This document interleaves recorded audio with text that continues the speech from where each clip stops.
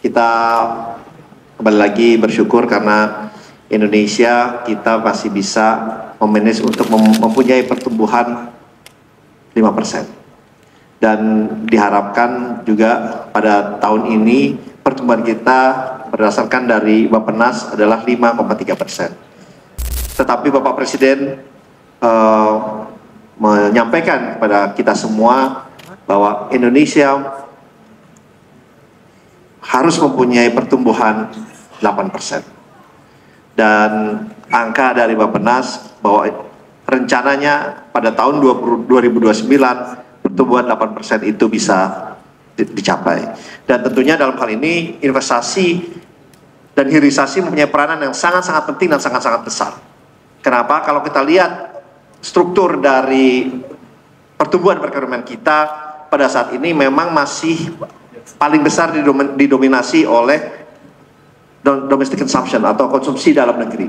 Kurang lebih itu mencapai 53 sampai 54%. Kemudian komponen kedua yang paling besar itu adalah di investasi.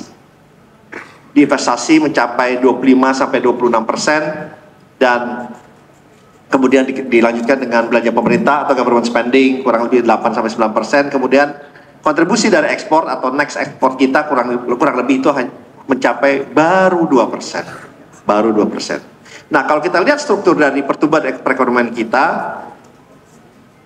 yang dimana 25 sampai 26% ini kontribusi dari investasi. Nah, apakah kontribusi investasi ini bisa terus meningkat ke depannya? Itu kan pertanyaannya, ya. Nah, oleh sebab itu dibuatlah oleh Bappenas yang diberikan kepada kami bahwa 5 tahun ke depan pertumbuhan dari 2025 sampai dengan 2029 totalnya mencapai 13 triliun lebih, 13 triliun 35 lebih tepatnya. Karena dengan harapan seperti itu pertumbuhan ekonomi kita bisa mencapai 8%. Dan pertanyaannya tentunya dalam mencapai 8% itu yang paling penting adalah tidak hanya kita punya pertumbuhan perekonomian yang tinggi, tetapi di saat bersamaan adalah pertumbuhan perekonomian yang sustainable dan inclusive growth. Pertumbuhan perekonomian yang berkelanjutan dan berkesinambungan yang mempunyai dampak positif tentunya terhadap kita semua, dan yang paling penting adalah penciptaan lapangan pekerjaan, tentunya lapangan pekerjaan yang berkualitas. Itu yang paling penting. Itu yang paling penting. Karena PR kita yang paling besar adalah ya penciptaan lapangan pekerjaan. Setiap tahun nih kita nih Indonesia ini bertambah penduduknya, bayinya bertambah kurang lebih 2 juta lebih. 2,4 juta bayi yang lahir setiap tahunnya. Jadi setiap 2 tahunnya hampir 5 juta. Dan angka ini adalah angka yang terus meningkat, dan tentunya penciptaan lapangan pekerjaan menjadi hal yang sangat penting yang menjadi PR kita bersama. Nah, diharapkan dengan adanya pertumbuhan perekonomian ini yang berdasarkan dari investasi itu bisa menyumbang pertumbuhan lapangan pekerjaan kurang lebih secara setiap tahunnya mencapai 2,6 sampai 2,8 juta orang per tahunnya. Itu harapannya, itu yang pertama. Nah, yang kedua, kalau kita lihat kontribusi kemarin alhamdulillah pada tahun lalu 2024 dari target 1.650 triliun, alhamdulillah kita mencapai target itu 103,9% atau 1.700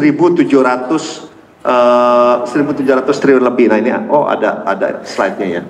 1.700 triliun lebih. Nah, tentunya ini juga membuktikan bahwa keyakinan dari para investor itu tetap tinggi dan tetap besar. Karena kalau kita lihat investasi yang masuk, orang sering bertanya, apakah mungkin ini investasi kita bisa terus meningkat? Tetapi kalau kita lihat investasi yang masuk ke negara ASEAN, foreign direct investment, kurang lebih itu nilainya mencapai 240 miliar dolar. Kurang lebih. Yang asing masuk kita itu kurang lebih adalah sekitar hampir 40 miliar dolar. Jadi hampir 20%. Sedangkan Indonesia itu perekonomian di ASEAN kontribusinya tuh 40% dari pertumbuhan perekonomian di ASEAN itu dari 10 negara, 40% pertumbuhannya itu dari Indonesia. Populasinya 36% juga dari Indonesia. Jadi room to grow-nya untuk investasi itu masih sangat besar. Kita masih punya ruang. Tentunya PR-PR itu harus kita selesaikan. Kita tentunya punya PR dari segi ya kepastian hukum, kemudian PR juga dari segi sumber daya manusia dan yang lain-lainnya. Tetapi yang paling penting kita meyakini kalau Indonesia ingin mempunyai pertumbuhan yang berkelanjutan dalam kesinambungan, manusianya juga harus tumbuh. Sumber daya manusianya harus berkembang, human capitalnya juga harus berkembang. Dengan itu Indonesia bisa punya pertumbuhan yang berkelanjutan dan berkesinambungan serta berkualitas. Nah, oleh sebab itu mungkin saya sharing sedikit, karena kalau dilihat struktur dari mungkin saya touch ke sumber daya manusia kita, dari total 141 juta orang, angka berdasarkan Kementerian Tenaga Kerja, itu hampir 40%, boleh dibilang 40% itu latar pendidikannya hanya sekolah dasar. Hanya sekolah dasar. Kalau kita lihat lebih lanjut lagi, 24% hanya pernah sekolah dasar, tamat pun tidak. 18% itu SMP, dan hanya 12-13% dengan latar pendidikan diploma atau universitas. Dan pemerintah juga sangat menyadari tidak semua kita akan bisa dorong masuk ke universitas. Oleh sebab itu pendidikan vokasi, training dan education ini menjadi hal-hal yang sangat penting, sehingga pemerintah pun memberikan insentif kepada perusahaan baik dalam maupun luar negeri apabila berpartisipasi dalam program vokasi ini bisa mendapatkan fiscal insentif sampai mencapai 200%. Ya. Bisa mencapai 200%.